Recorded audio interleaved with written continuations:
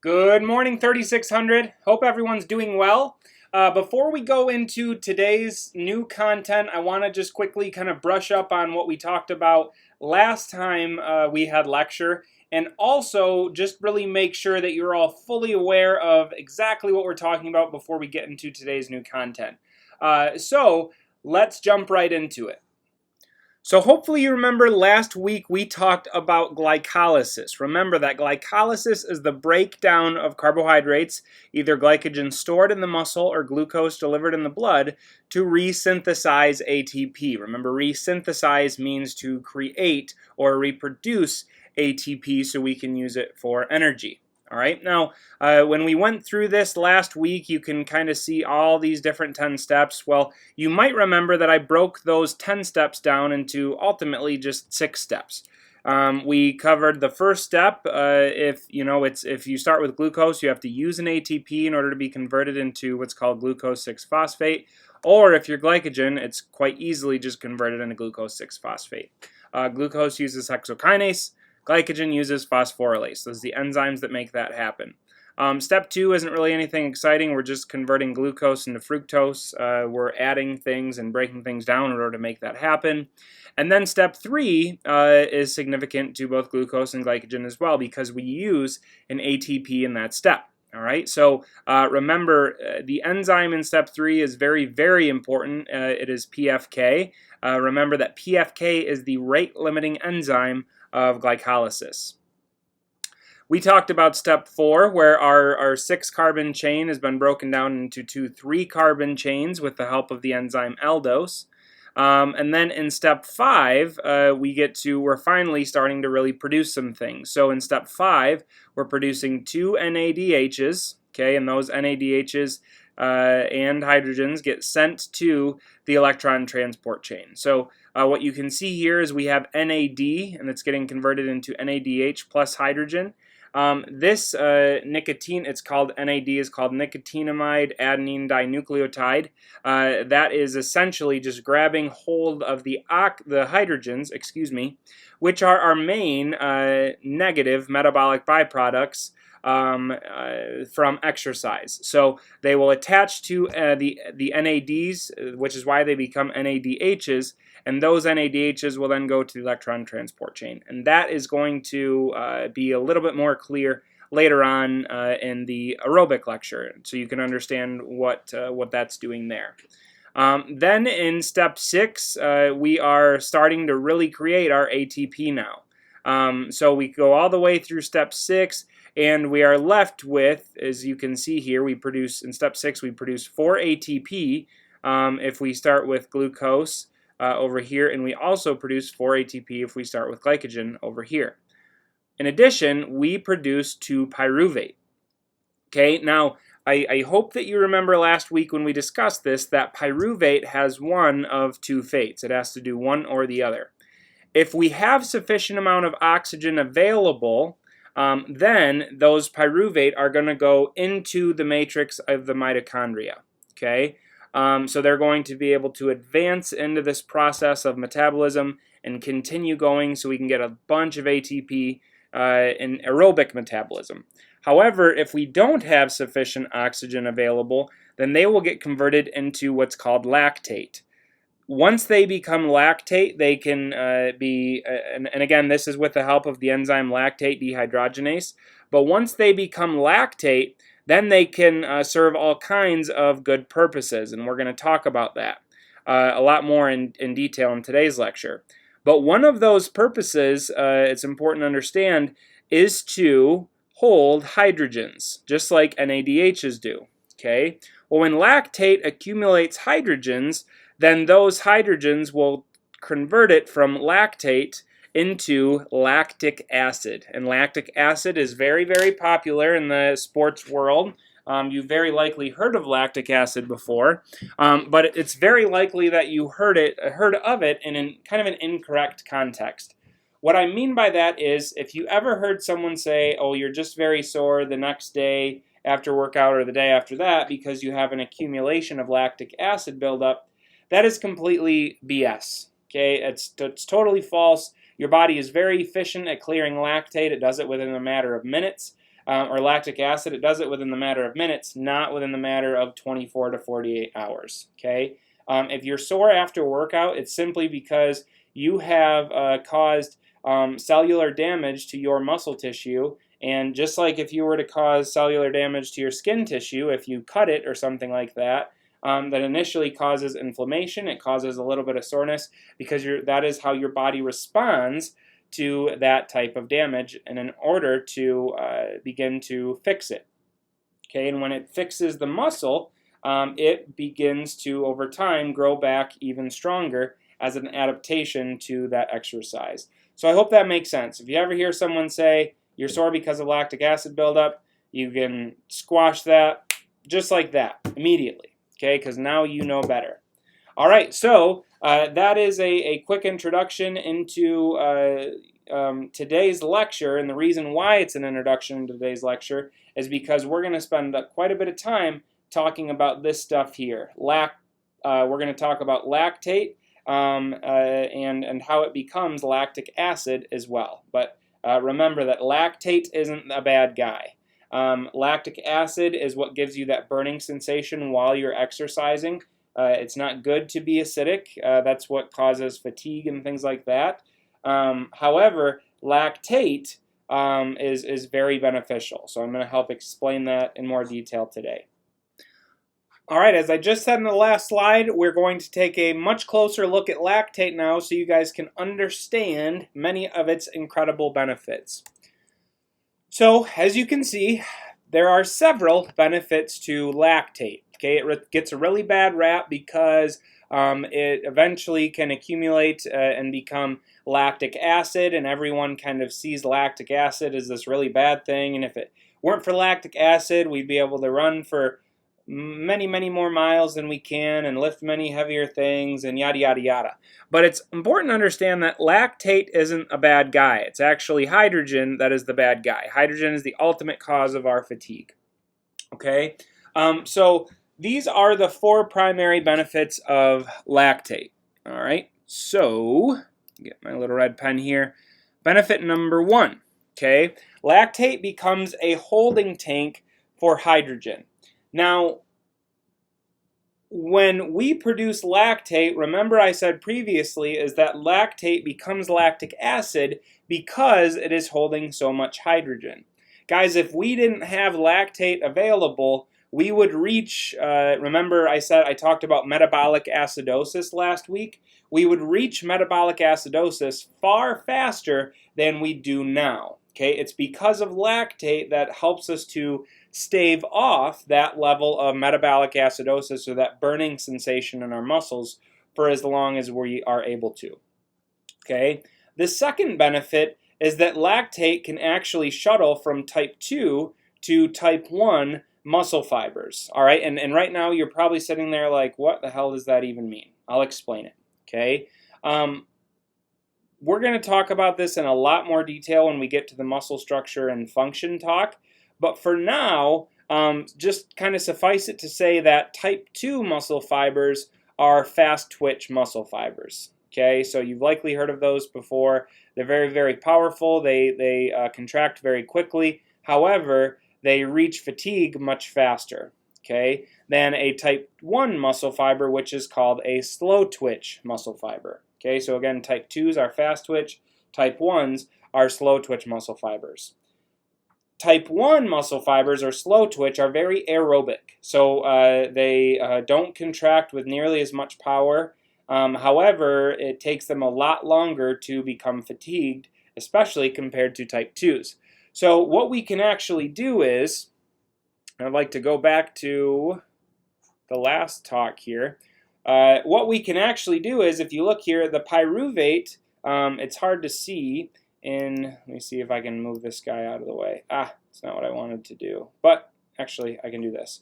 Okay, you can see here that those pyruvate, with the help of lactate dehydrogenase, get converted into lactate. However, they can actually get converted back into pyruvate again. Lactate dehydrogenase can do both of those things. It can turn pyruvate into lactate, and it can turn lactate into pyruvate. Okay, so what I want you to do is just kind of picture this. let's say that we have a fast twitch muscle fiber, and remember that all of these things are happening in our muscle cells throughout our entire body. It's not just in one muscle, okay? What I want you to try, just to take a second and imagine, even put your pencils down and just imagine this. Let's say that we are looking at a type 2 muscle cell right here, okay? Well, our type 2s, our fast twitch muscle cells, don't have a whole lot of space or capacity for oxygen, all right? So those pyruvate can get produced in that specific cell, and if it doesn't have the ability to house much oxygen, well, it's quite likely that those pyruvate are actually going to get converted into lactate, because remember, pyruvate only has one of two fates, okay, just like we talked about when this lecture started. If you're listening to this right now and you don't know what those fates are, pause it, rewind it. I explained it previously, all right? Well, let's say that in this specific cell, this type 2 or fast twitch muscle cell, we don't have enough oxygen. So that pyruvate can actually get converted into lactate, okay? Well, something that's interesting about lactate is that it can actually be shuttled from a type 2 muscle fiber to a type 1 muscle fiber. Okay, so what I want you to do is just imagine, all right, we've produced these lactates in this specific type 2 cell. Then that lactate gets released back into the blood. It travels throughout the blood, makes its way all the way back to a separate type 1 muscle, or a slow twitch, that is able to house a lot of oxygen. Then that lactate can then get converted back into pyruvate. And from there, because it has more oxygen available, that pyruvate can actually get sent down the aerobic metabolism chain, and it will actually get into the mitochondria in that specific cell. Okay, so I know I just said quite a few things, but I just kind of want to summarize this to say you can produce lactate in a muscle cell that doesn't house much oxygen. That lactate can then get sent to a muscle cell that does house a lot of oxygen, and then it can be used to actually create more energy in a different cell. So it can shuttle from one muscle type to the other, allowing us to produce more energy, more ATP. Okay, so that is the second benefit of lactate. Now, the third benefit of lactate is with something called the Cori cycle. All right, the Cori cycle is actually shown in this picture here. So you can see here that we have in this muscle cell, okay, so I'm just looking at this specific section right here. In this muscle cell, let's say this is a type 2 muscle, and it is enduring fast glycolysis. We haven't talked about slow glycolysis or aerobic glycolysis, but it has endured fast glycolysis or anaerobic glycolysis. Kind of the same thing I was just talking to you about when discussing the shuttles. All right. Well, in that muscle that just endured fast glycolysis, we produced lactate. That lactate can then get released into the blood, okay, just like we talked about previously, and it can actually eventually make its way to the liver. All right. Well, the liver is able to complete something called gluconeogenesis, and that the spelling of that is right here. Gluconeogenesis is the creation, so glucose, gluco, think of glucose, and then the word genesis, or the creation of, all right, that is gluconeogenesis. It is the creation of glucose, and we actually are able to create glucose from the lactate that we produced in the muscle. All right, so once we create the glucose in the liver, that glucose will then go into the blood, can get converted into glycogen, get stored in the muscle, converted into glycogen, and then we can use it again for energy to get, if we're talking about glycogen, 3 ATP. Okay, so again, the Cori cycle is the production of lactate in the muscle cell.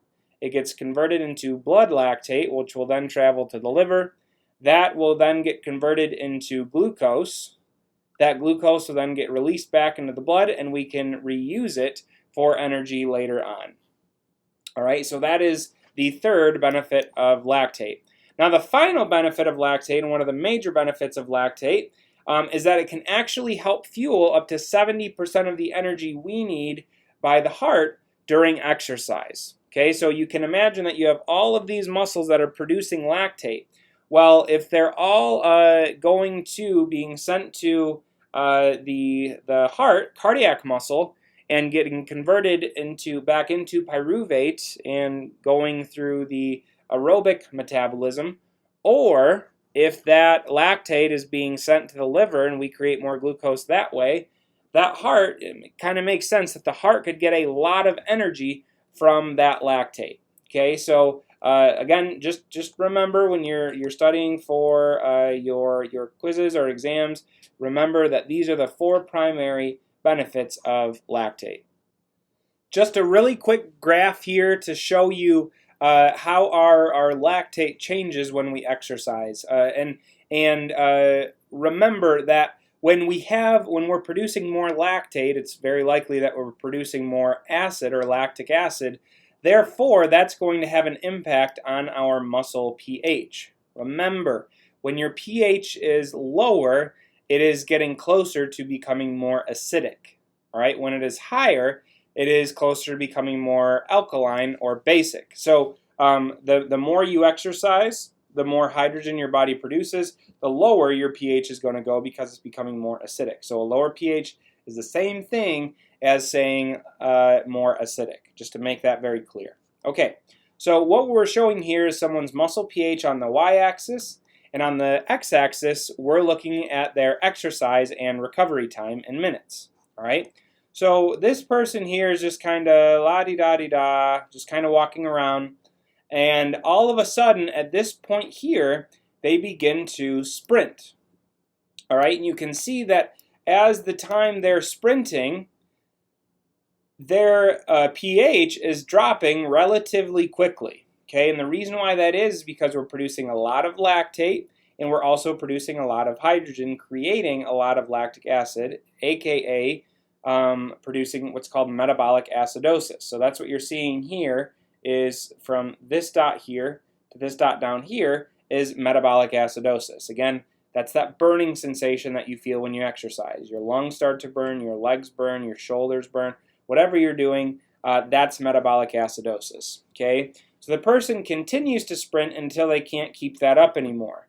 This is the point at which they stop. All right, you can see here that the body is actually, remember how earlier I said that you can clear lactate or lactic acid within minutes? Well, that is actually shown here.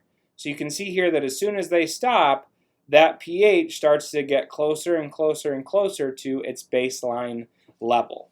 Okay, so that's what that might look like over time. Your body is trying to clear that lactate as fast as it is producing it. However, we actually get to this point where we begin to produce more lactic acid or lactate than we are clearing. And that brings me to this next slide here. This one has a lot going on, but I don't want you to stress out. I will walk you through this. It's really not as bad as it looks. Okay, so first and foremost, I want to just make sure you understand what you're looking at. So take a look at this box here. The blue line indicates heart rate. The purple line indicates lactate. Okay, so I really just want you to disregard the blue line here. It doesn't really make a huge difference to us right now. But what I really want you to pay attention to is this purple line right here. Okay, so on the y-axis we have blood lactate. Okay, that's in millimoles. All right, so that's just a unit of measure. Okay. On the x-axis, we have watts. Okay, so this person that we're looking at here is riding a bike or a cycle ergometer. Okay, and you can see here that they start at very, very low wattage, and they slowly increase that watt or resistance, wattage output or resistance. Okay, on the z-axis right here is their heart rate, and then up here is the VO2 max in percentage, but we're not really going to worry about that too much.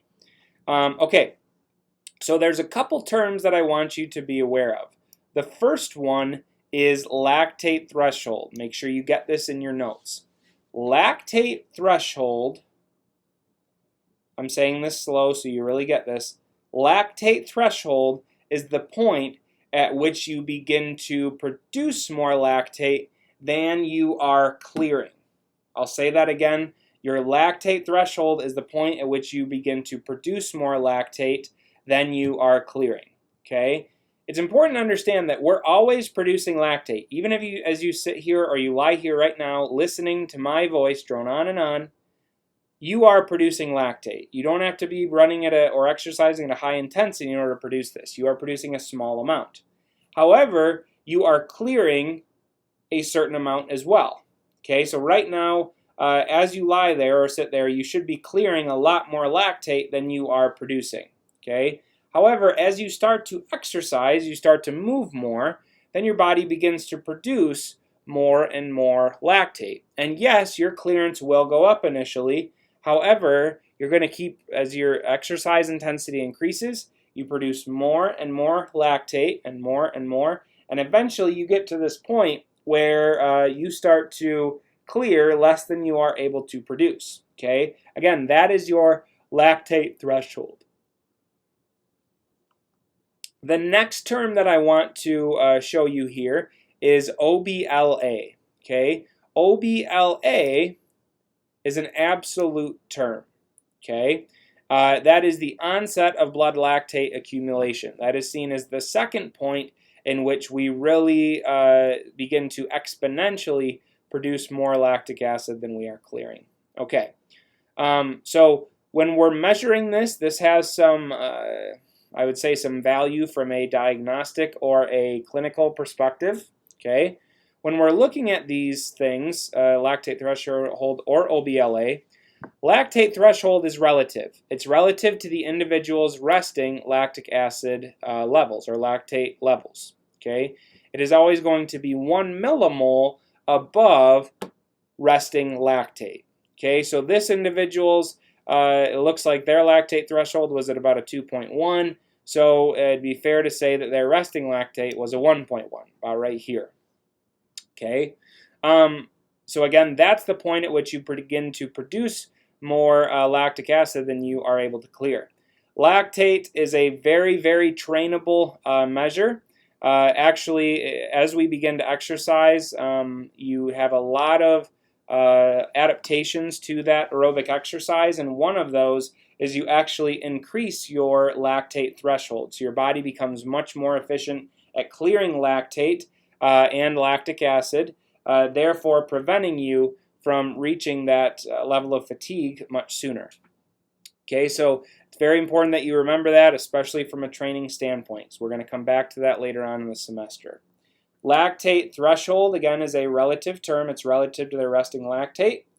OBLA, or onset of blood lactate accumulation, that is an absolute value. Regardless of the individual, their age, their weight, their race, their sexual preference, doesn't matter. Their OBLA is always going to be 4, okay, as you can see here. Doesn't matter who the person is, they're always going to have an absolute value of 4, okay? So whenever we hit 4 millimoles of blood lactate, we begin to produce a lot more, much faster. And actually, towards the end of the semester, I'm going to show you guys a blood lactate, a lactate threshold test, so you can actually see it in person, and it'll help you understand it better that way as well. But I just want to make sure that these things are very clear. Okay, last thing I want to really point out here is I guess the training benefit of knowing your lactate threshold. Okay, when you reach your lactate threshold, you can actually exercise at or just barely above that threshold for a very, very, very long time. You can maintain that for a very long time. Okay, well, we know that when this individual is biking, okay, they hit their lactate threshold at 300 watts. Okay, and also if we were to kind of continue to follow that over, mouse is a little shaky here, that also happens at about 90 beats per minute of a heart rate. Okay, so from a training perspective, that's really beneficial. if this individual is trying to maximize their time or trying to have the shortest amount of time in a competitive cycle or race or whatever it may be, well, that tells us that they can maintain 300 watts for a very, very long period of time. However, if they begin to go past that 300, it doesn't take much longer, and they are beginning to surpass that threshold. So that's really the point at which they're starting to really feel the onset of fatigue, and it's going to really have a big impact on them. Please don't hesitate to let me know if you guys have any questions about this lactate threshold. But again, it's one of the most trainable factors when it comes to aerobic distance exercise like swimming, cycling, running, jogging, whatever it may be. Let me know if you have any questions at all. All right, I just kind of touched on all of these things really briefly, but I think it often helps you guys to see things be put into words. So lactate threshold and the onset of blood lactate information is here. So lactate threshold begins at 50 to 60% of VO2 max. So VO2 max is your maximal volume of oxygen consumed. It's a test that we do to understand someone's level of maximal aerobic fitness. Okay, so typically in individuals who are untrained, that will happen actually at about 50 to 60% of their VO2 max. Okay, so about halfway through their max, they start to become really gassed. Okay, in untrained individuals. However, for individuals who are aerobically trained, lactate threshold is reached at 70 to 80% of VO2 max. So you could kind of see, you know, when you compare these, let's say that this individual is less trained. Well, if they start to become more trained, maybe now instead of reaching their lactate threshold here, they reach it out here at a wattage of 330. Right? So they can maintain higher speeds and higher intensities for much longer periods of time during a race or event or training or whatever it is. Onset of blood lactate accumulation, OBLA, is the second increase in rate of lactate accumulation. It occurs at higher relative intensities of exercise when blood lactate reaches 4 millimoles per liter. Okay. Also, finally, lactate threshold is one of the best determinants of an athlete's optimal pace during distance events, such as cycling, swimming, running, stair climbing. You get the idea. Okay, so I hope it kind of helped just wrap everything up that I said in the last slide with these words for your notes. Now the next few slides, this one and the next few slides, help show you kind of what it would look like if we were actually recording this. And again, I just want to remind you that at the end of this semester, you're all going to be able to see in lab what that looks like when we actually do record this. So what you can imagine is someone on a treadmill, and what we're doing is every, what shows here, about every 2 minutes, looks like every couple of minutes, they're actually recording the amount of lactate in their blood, and they're measuring that in millimoles per liter. Okay. Well, you can see here that at the beginning, their blood lactate level is relatively low in minute 4, and then as that I apologize, I just looked at this and I realized it's not minutes, this is actually speed, my mistake, but you get the idea. So this treadmill, the intensity is increasing, so they start here at 4, you could even maybe say like at this point, probably about 3.5, and they are gathering this data. As that treadmill intensity increases at certain points, they don't indicate when, but they're gathering their blood lactate levels. And you can see here that it's slowly climbing a little bit, a little bit, a little bit. However, once it hits this point of lactate threshold, then you can see there that it starts to climb very, very quickly, okay, after that. So that just kind of gives you an idea of what it will look like when we actually graph the TA's lactate threshold performance at the end of lab. But again, just so you can kind of get an idea of the impact that can have on our performance. You can imagine that at this point, that's when you really start to feel gassed. Your lungs are burning, your legs are burning. That is an indicator that fatigue is near. This is another look to show you how this changes after we become trained after a little while. And I'm going to show you another graph kind of explaining this even further. So you can see here, they don't have the x-axis labeled, but you can see here that, you can imagine this is just like intensity. We could say speed or something like that. And we have lactate accumulation numbers on the y-axis. Well, you can see here that the before trained individual, their curve is kind of up and to the left. So they kind of keep doing their thing, and they hit. It looks like they hit their lactate numbers or their lactate threshold about right here, because you can see here that it starts to go up very, very quickly. Well, if you compare that to after they've become trained, you can see here that their blood lactate is starting lower, right? Their bodies become more efficient at clearing lactate, so it actually starts lower. And that curve has been pushed down and to the right. So that's what our goal is with training, is we're trying to push that blood lactate curve down and to the right. And I'll show you that in more detail later. But you can see here that maybe they hit their blood lactate or their lactate threshold at this point when they weren't trained. However, after they become trained, it looks like they hit it at about right here. Okay, so they can again maintain higher speeds for much longer periods of time, meaning that they have likely shorter times in their racing or distance running, whatever it may be, and they can just simply maintain higher speeds or intensities for longer periods of time. And this is shown again right here. So this is what it might look for someone who is untrained. You can see their lactate production up here is quite high, and they hit their lactate threshold at this point, indicated right here. And it's not long after that they get pretty gassed. Okay. However, after, let's say, a couple months of training, this is what their curve might look like. All right. So again, it's starting lower. And now, instead of hitting their lactate threshold right here, well, now they're hitting it over here. So they can maintain higher speeds or intensities for longer periods of time, and they can continue further on that race or competition or whatever it may be. Now, let's say that this red and yellow line here is that individual after 6 months of training, or even more, a year, 2 years, okay, when they become maximally trained.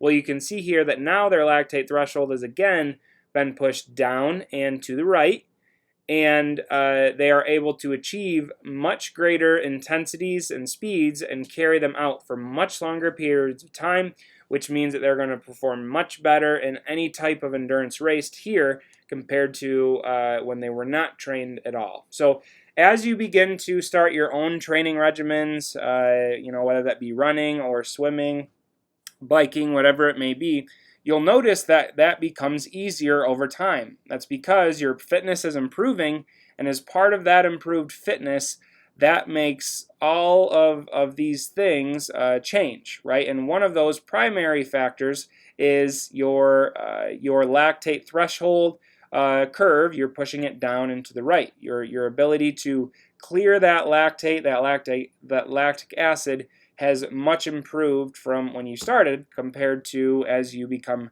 maximally trained. So I hope that all makes sense. Next time we chat, we're going to start going into more discussion on aerobic metabolism. Talk to you then.